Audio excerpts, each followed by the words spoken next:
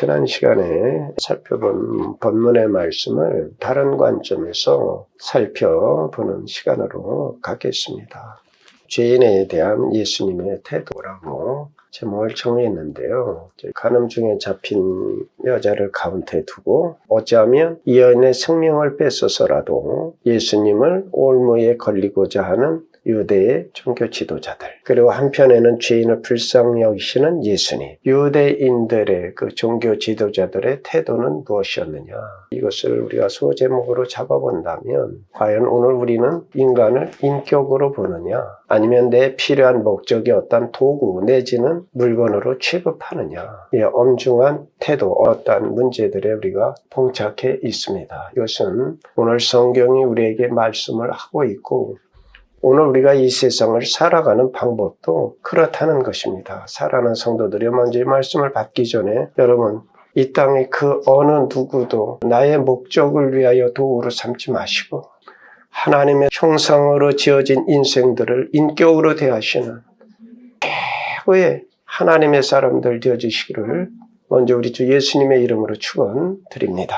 예수께서 이르시되 나도 너를 정죄하지 아니하노니 가서 다시는 죄를 범하지 말라 하시니라. 예수 그리스도께서 간음 현장에서 잡힌 여인의 사건 속에서 인생들을 향하여 어떠한 자세를 가지시는가를 오늘 우리는 발견하게 되는데, 그것은 우리를 위한 것으로 우리가 살아가는데 많은 도움과 힘과 위로를 얻게 될 것입니다. 우리가 먼저 살펴야 할 것은 그 여자를 향한 종교 지도자들의 태도입니다. 왜냐하면 그들의 태도는 예수님의 태도와 정반대였기 때문입니다. 다시 말해서 그 당국자들은 그들의 목적을 위하여 그 여자를 희생시켜서라도 그녀를 이용하려 하였다라고 하는 것이지요. 상황 자체가 미리 계획된 것이라는 그 사실 속에서 그 점을 우리는 발견하게 되어집니다. 랍비의 법을 따라 재판을 한다면 간음의 경우에 사형 선고를 내리는 것은 거의 불가능하다라고 할 수가 있습니다. 왜냐하면 두세 사람의 목격자들이 있어야 하고, 이 목격자들은 어떤 상황을 증언하는 그것으로는 절대 안 되고 그 간음 행위를 직접 보아야 했습니다.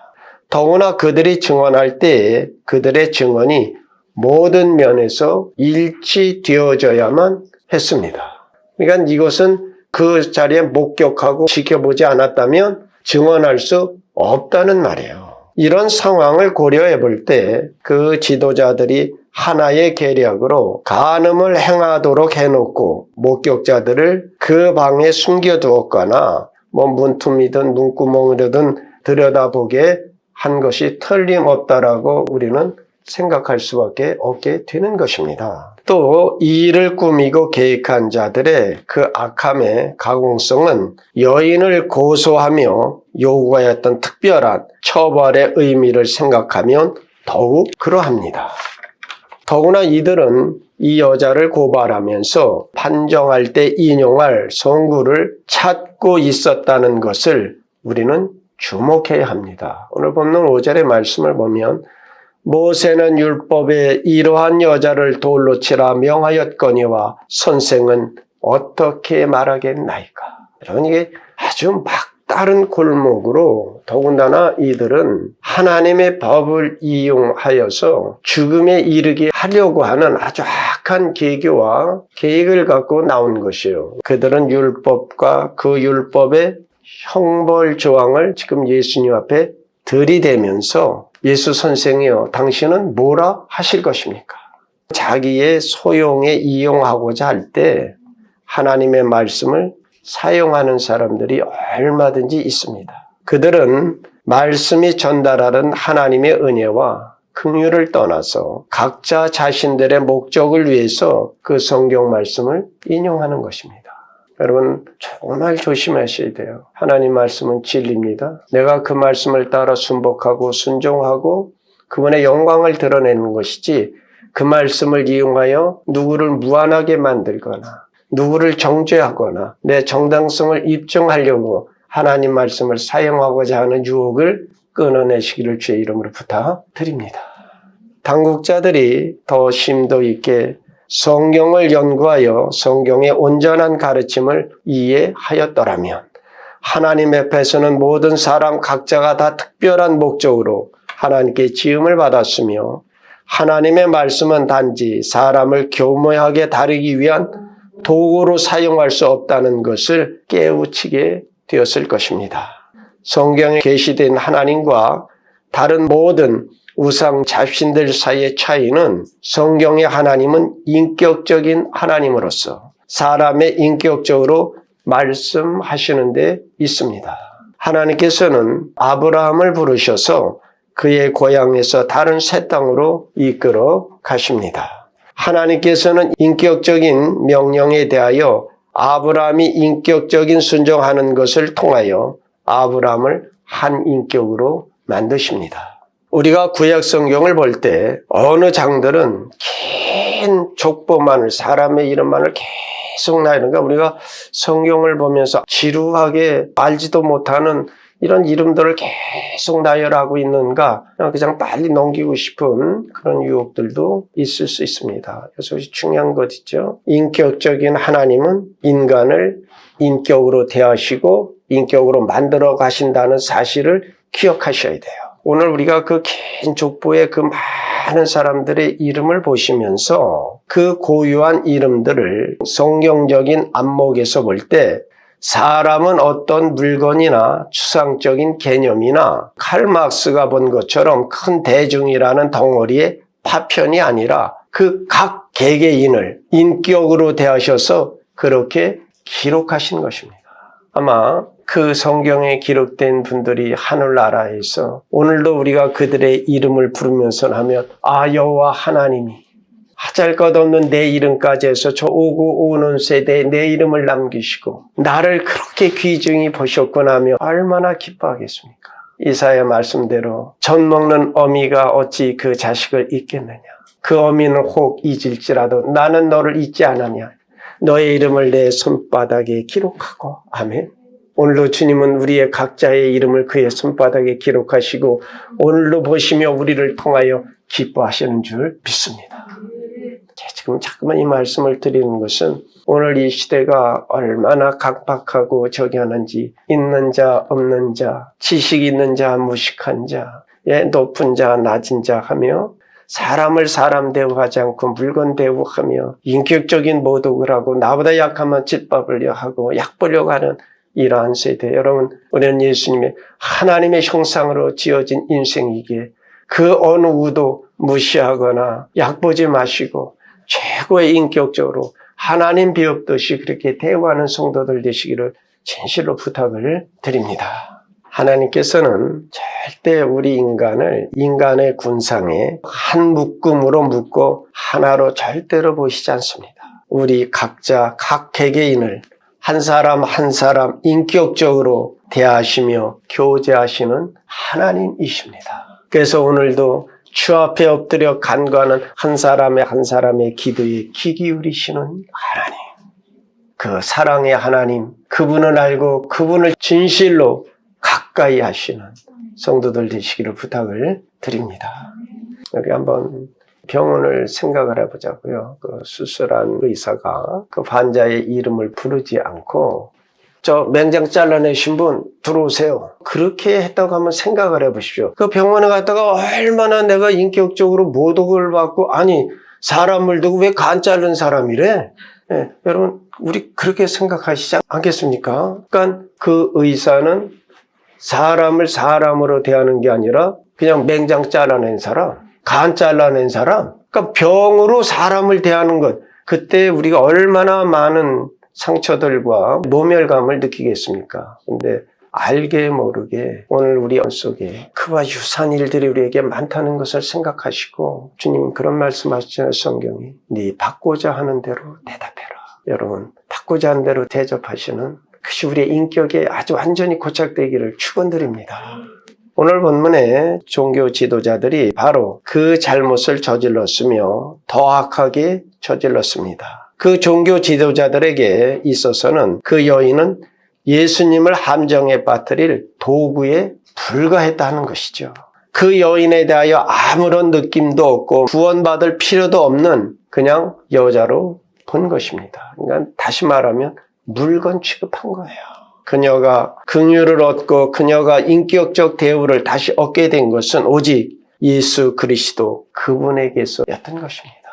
이제 우리는 예수님께서 그 여인에게 나타난 태도를 살펴보겠습니다. 예수님의 태도의 특징이 무엇이었는가? 그 질문에 대한 답은 여럿입니다. 첫째, 예수님의 태도는 모든 것을 아시고 이해하심으로 특징 지을 수 있습니다. 다른 모든 것도 다 여기서 시작되어집니다. 예수님께서는 고발하는 그 사람들의 태도와 행동에서나 그 여자의 삶 속에서 어떤 일이 진행되고 있는지를 분명히 아셨습니다. 예수님은 환경에 가려서 진실을 보시지 못하시거나 외모만 보시는 그런 분이 아니십니다. 또 종교 지도자들의 종교적인 어투에 속아 넘어갈 분이 아니십니다. 군중들의 어떠한 것을 기대한다 할지라도 그것이 주님을 움직이지를 못했습니다. 여러분, 오늘 좋은 것이 좋은 것이 아니라 참된 것이 좋은 것입니다. 다시 말하면 예수님께서는 선악간에 다 아시고 거기에 따라서 행동하셨습니다. 만일 우리가 예수님과 같이 온전한 성도로 성장하려면 반드시 그러한 이해의 측면에서 성장해야 합니다. 우리에게 이러한 이해가 없을 때 사람들을 대하는 데는 두 가지 오류를 범하게 되어집니다. 그 첫째가 순진함의 오류입니다. 이 순진함의 오류는 죄와 악을 간과함으로 그는 모든 사람들을 다 좋게 생각할 수 있습니다. 박애주의는 신앙이 아니라고 그랬죠. 오늘 우리들이 이 순진함의 오류에 빠지면 그 결과 사람들로부터 많이 속아 넘어가게 되어지는 것입니다. 그리하여 덜 양심적인 사람들이나 자신의 이속만을 생각하는 사람들에게 당연히 이용당하게 되어지죠. 그러니까 자꾸만 피해를 보고 이용당하다가 어느 날 본인이 깨닫게 되어지는 거죠. 그러면 이 순진한 사람들이 그때 어떤 오류에 빠지게 되느냐면 조소주의에 빠져들게 됩니다. 조소주의에 빠지면 선한 일들 속에도 다른 의도가 있지 않나? 어느 사람들 그죠? 정말이야? 정말이야? 정말이야? 상당히 그런 곳에 빠져진 것이에요. 그러니까 저 사람 또 나를 이용하려고 하는 거야. 정말 순전한 동기로 친밀하여 와도 계속 내가 과거에 속았던 그것으로 말미암아 그 사람을 의심하고 하니까 사람과 사람 속의 친밀함이나 어떤 의미의 관계를 맺지 못하는 그러한 곳에 빠져들 수밖에 없는 것입니다. 순진함이나 조소주의의 오류에 피하는 데 있어서 예수님은 우리의 본이 되십니다. 예수님께서는 가장 악한 유의 삶을 사는 사람들을 바라보실 수도 있으시고 그러면서도 죄인을 향하여 사랑을 베풀어 주실 수도 있으십니다. 요한복음 2장 24절로 25절에 예수는 그의 몸을 그들에게 의탁하지 아니하셨으니 이는 친히 모든 사람을 아시며 또 사람에 대하여 누구의 증언도 필요가 없었으니 이는 그가 친히 사람의 속에 있는 것을 아셨음이니라고 말씀하십니다. 그러나 우리는 타인을 온전히 이해할 수는 없습니다. 우리의 지식은 죄와 인간적인 안목에 의하여 제한되어 있기 때문입니다. 그러므로 우리가 인간 본성과 인간의 난제들에 대한 통찰력을 얻을 수 있는 것은 하나님의 말씀뿐입니다. 성령을 통한 지식의 말씀이 임하셔야 됩니다. 하나님의 말씀 많이 보시고 성령의 충만함을 많이 구하시기를 축원드립니다. 둘째로 예수님의 태도는 긍휼로 특징 지을 수 있습니다. 긍휼도 예수님의 이해와 연결되는 것입니다. 예수님께서는 대번에 그 여인을 알았습니다. 그녀의 죄와 수치를 아셨고 그녀의 잠재력도 아셨습니다. 예수님께서는 그녀를 아셨기 때문에 그녀를 사랑으로 대하셨습니다. 예수님은 언제나 그러하십니다. 예수님께서 사람을 보실 때 목자 없는 양으로 보시고 구주 없는 죄인으로 보십니다. 그러한 이해로부터 긍휼이 나오게 되어지는 것입니다. 우리는 긍휼이 이해와 연결된다는 것을 말할 수는 있으나 긍휼을 어떻게 설명할 수는 없습니다. 그러니까 이렇게 한번 우리가 이해를 구해봅시다. 우리에게 어린 아이가 젖먹이가 있다라고 한번 생각을 해봅시다. 그 아이가 그러겠죠. 아빠, 아니야, 엄마, 나 사랑해. 예, 정상적인 부모라면 누구나 다 그 자녀를 사랑하게끔 되어 있어요. 아빠, 나 사랑해? 아유, 그럼 사랑하지. 왜? 뭐라고 답하실 겁니까? 왜 사랑하십니까? 예뻐서 사랑하십니까? 예쁠 수도 있죠. 귀여워서 사랑하십니까? 물론 귀여울 수가 있죠. 그러나 뗐을 때도 귀여우십니까? 그 고집불통일 때도 귀여우십니까? 근데 그러함에도 불구하고 우리는 그 자녀를 사랑한다는 거죠. 그러니까 다시 말하면 그 사랑은 무엇이라 우리가 표현할 수가 없는 거예요. 설명할 수가 없는 거예요. 다만 우리가 조금 할 수 있다는 것은 내가 내 자녀라고 하는 이해성이 있기 때문에 사랑한다라고밖에 표현할 수가 없어요. 이것을 그 여자를 사랑하신 그리스도의 사랑에 한번 적용해 보십시다. 그것을 어떻게 설명하시겠습니까? 이유로 따질 수 없습니다. 만일 이유로 따진다면 어떠한 경우라도 예수님은 그녀를 정죄해야 마땅합니다. 그녀는 율법을 어겼습니다. 그러함에도 예수님께서는 그녀를 사랑하셨습니다. 그녀를 아끼고 구하고 싶으셨습니다. 그분은 사랑이십니다. 달리 무엇이라 설명할 수 없습니다. 예수 그리스도로 함정에 빠뜨리기 위하여 그녀를 고소하는 무리들의 태도 속에는 그녀에 대한 조그마한 동정이나 연민조차도 보이지 않았다는 것입니다. 하나님의 법으로는 돌에 맞아 죽을 수밖에 그 없는 죄인을 사랑하신 그 주님의 사랑의 눈이, 그 긍휼의 눈이 오늘 우리를 대하시는 주님이신 것을 믿으시기 바랍니다.